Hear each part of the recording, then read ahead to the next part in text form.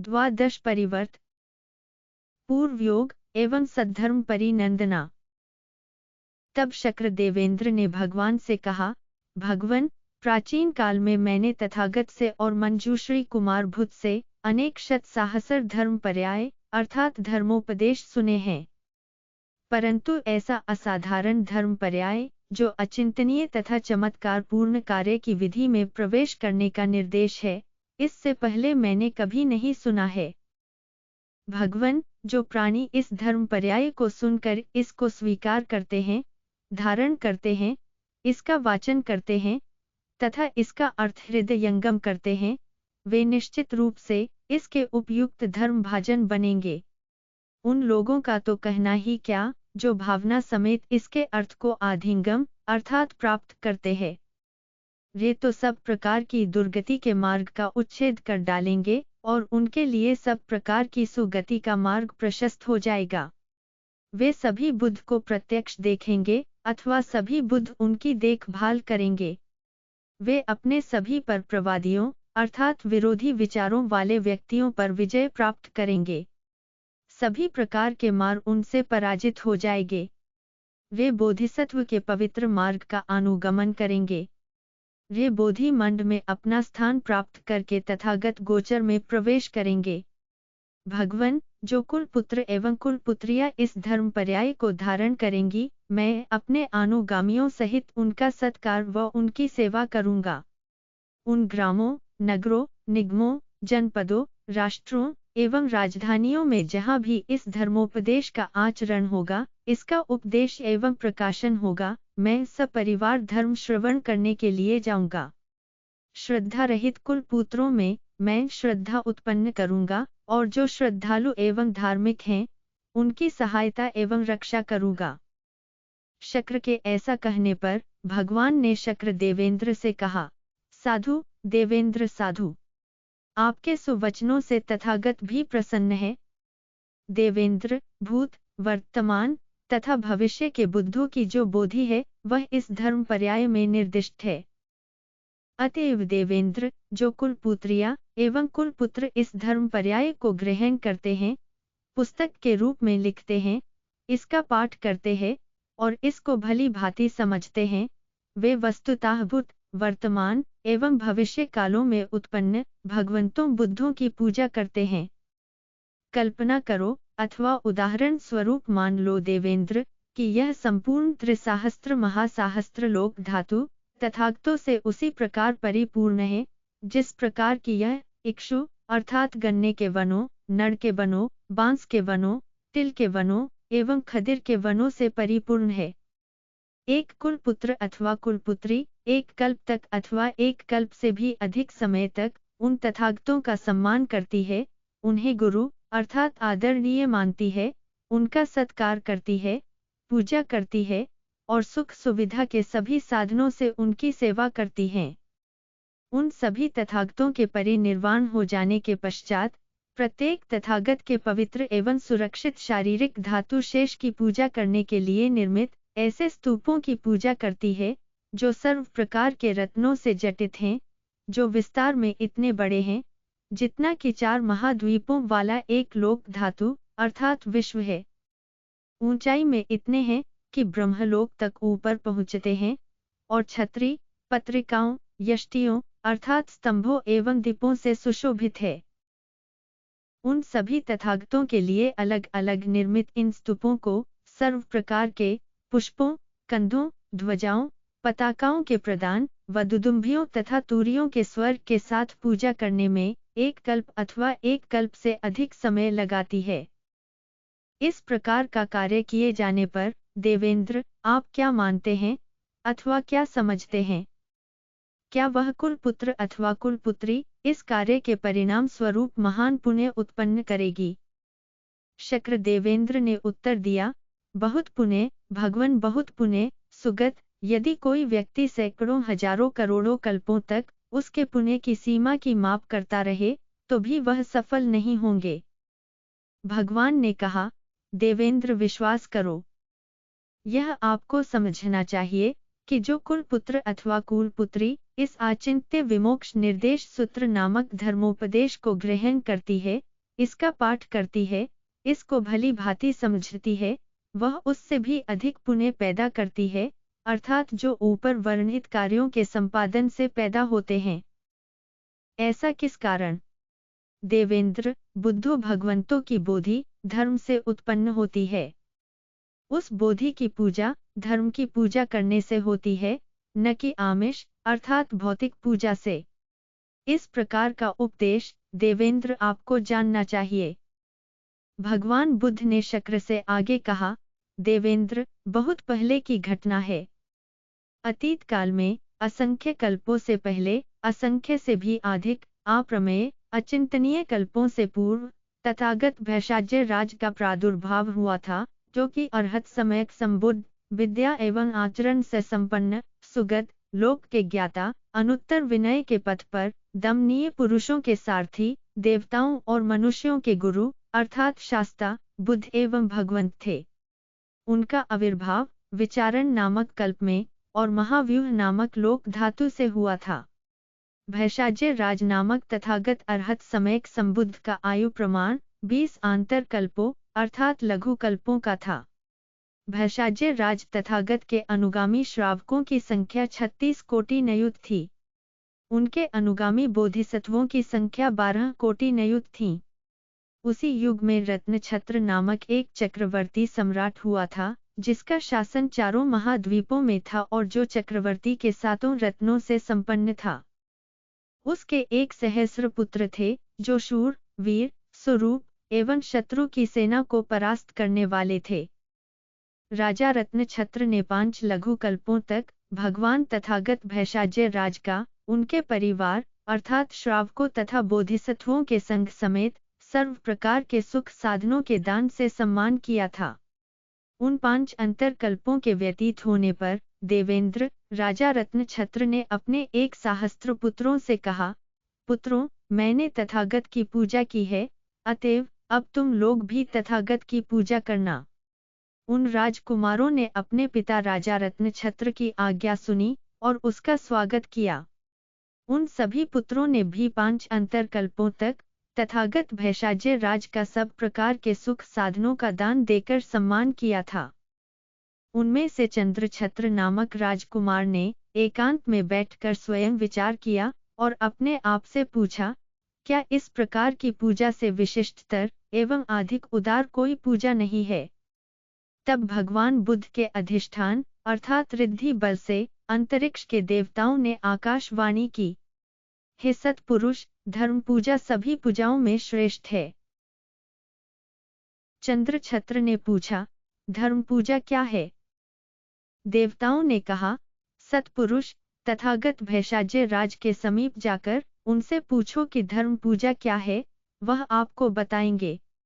तत्पश्चात देवेंद्र, राजकुमार चंद्रछत्र, जहाँ भैषाज्य राज तथागत अरहत सम्यक संबुद्ध थे, वहां पहुंचकर भगवान के चरणों में अपना सिर झुकाकर प्रणाम करके एक ओर को बैठ गया। एकांत में बैठकर राजकुमार चंद्रछत्र ने भगवान भैषाज्य राज तथागत से कहा, भगवन, धर्म पूजा का नाम मैंने सुना है। वह धर्म पूजा क्या है? भगवान ने कहा, कुलपुत्र, धर्म पूजा वस्तुतः तथागत द्वारा उपदिष्ट गंभीर सूत्रांतों अर्थात उपदेशों की पूजा है।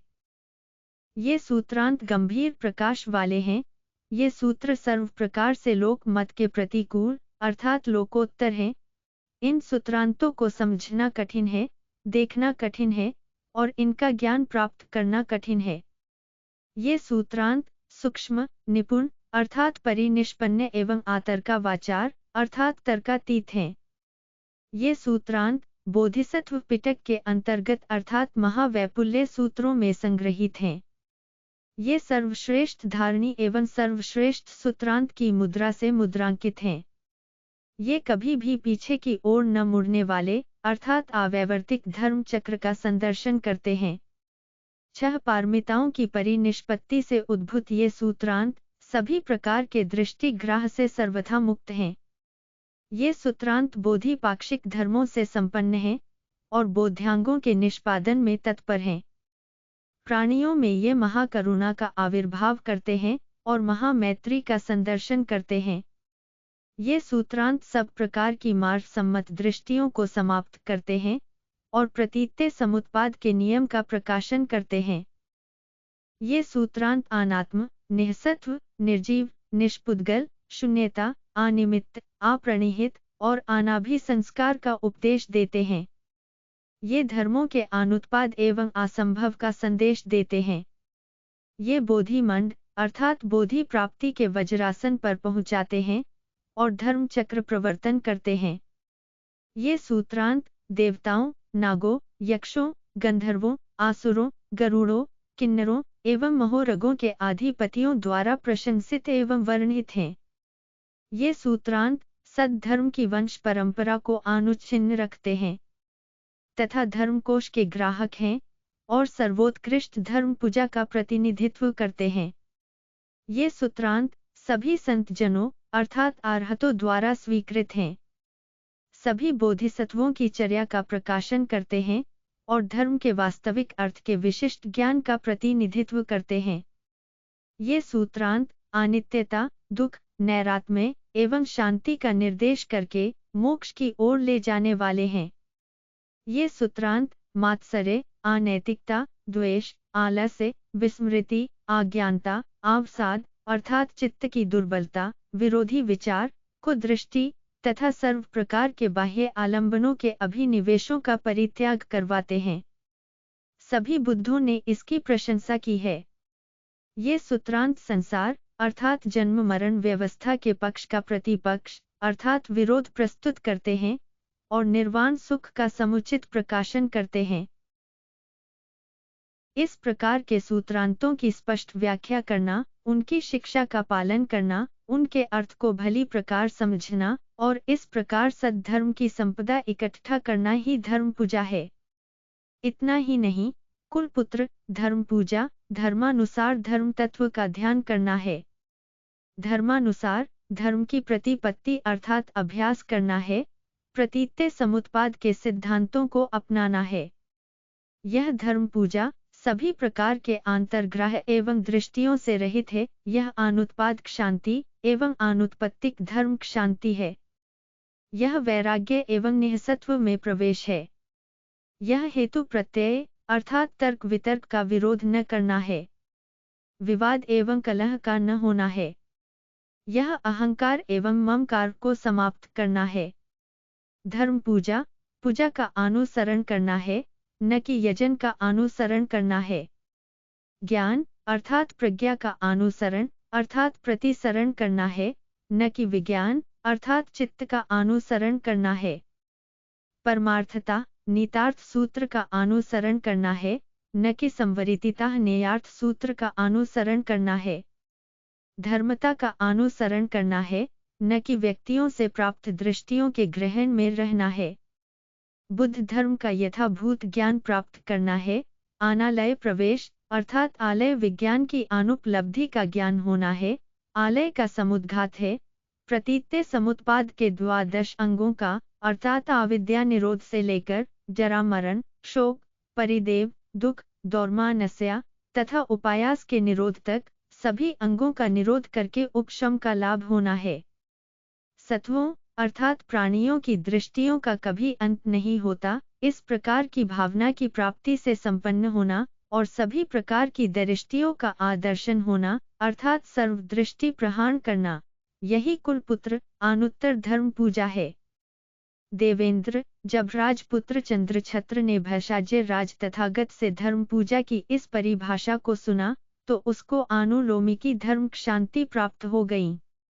अपने सभी वस्त्रों व आभूषणों को भगवान भैषाज्य राज को समर्पित करते हुए उसने कहा, भगवान तथागत के परिनिर्वाण के पश्चात मैं सद्धर्म की पूजा के लिए, सद्धर्म के परिरक्षा के लिए, सद्धर्म की संपत्ति अपनाना चाहता हूँ।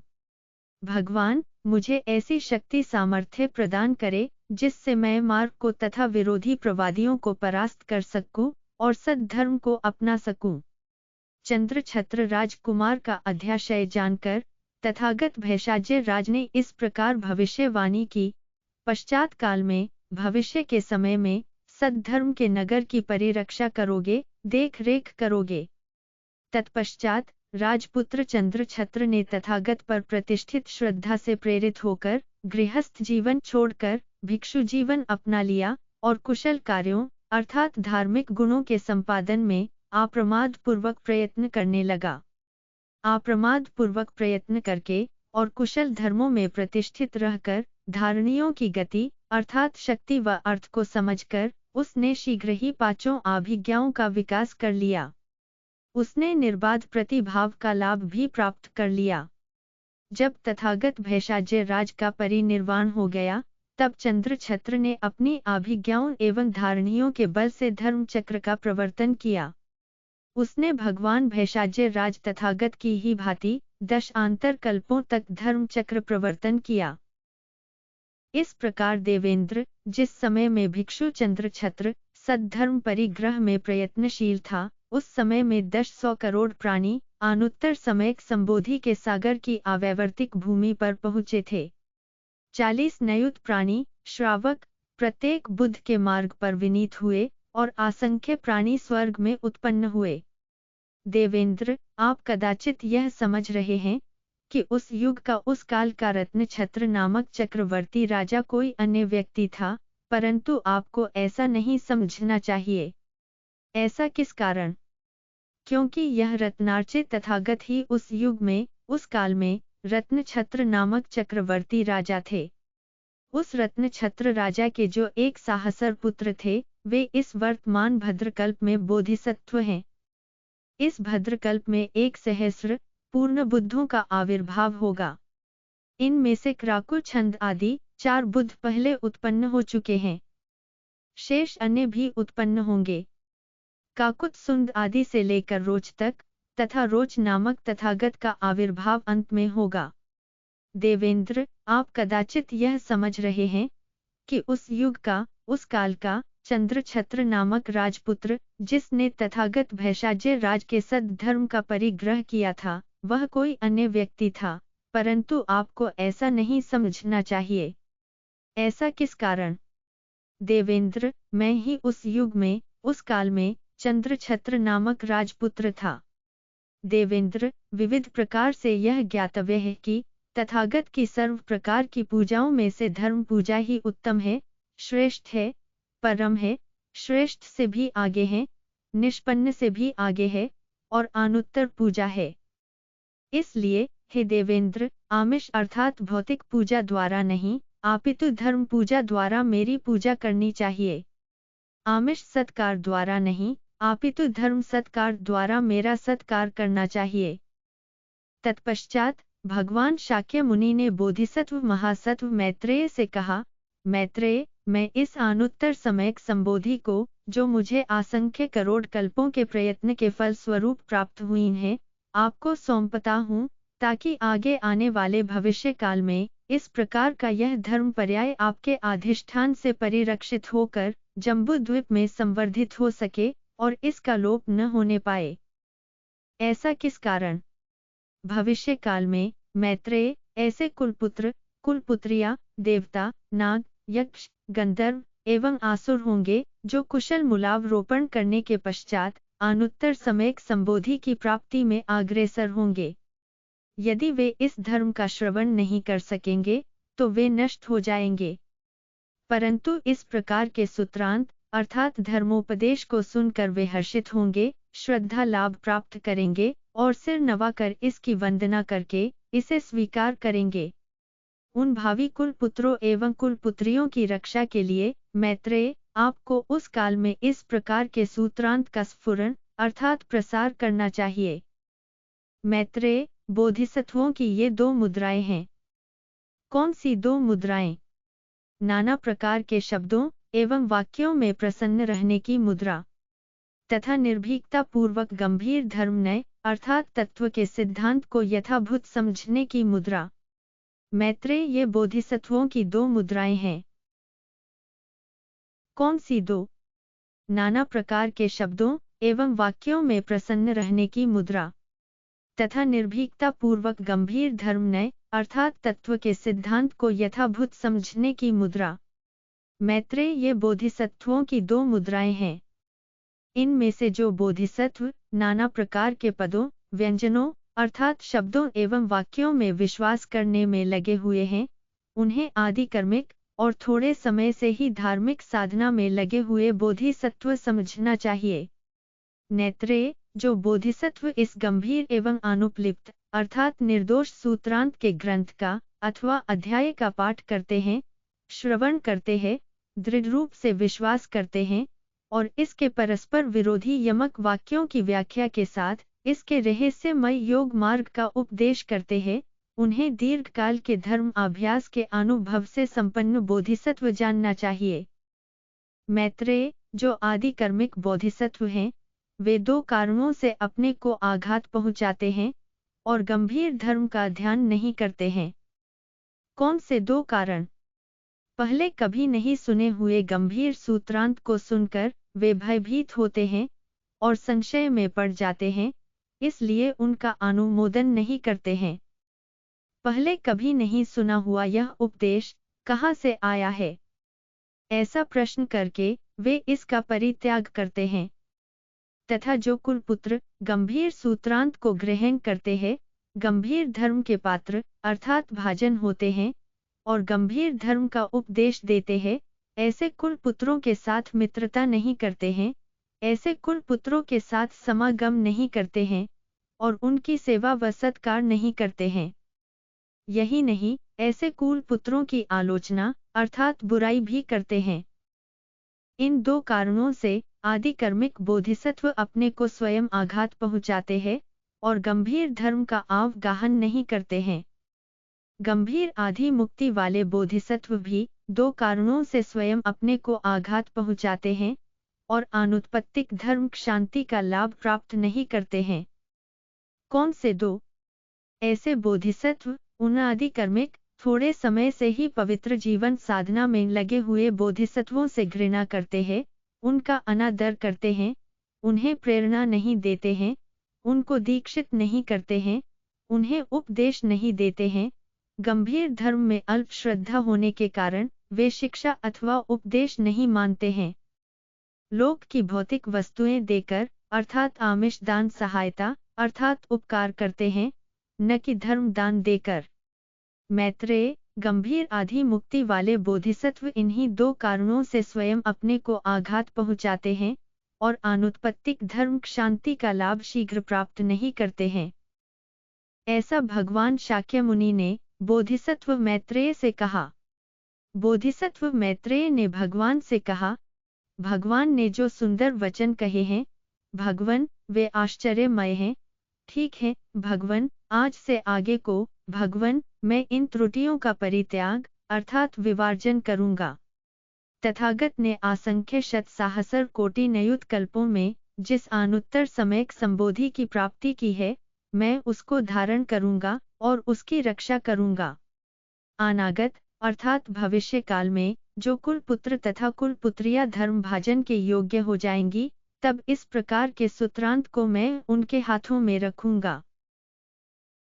मैं उन कुलपुत्रों को ऐसी स्मृति प्रदान करूंगा जिससे वे इस प्रकार के सूत्रांत पर दृढ़तापूर्वक श्रद्धा रखकर इसे स्वीकार करेंगे, समझेंगे, इसका उपदेश करेंगे, इसको लिखेंगे और दूसरों के लिए इसका विस्तार पूर्वक प्रकाशन करेंगे।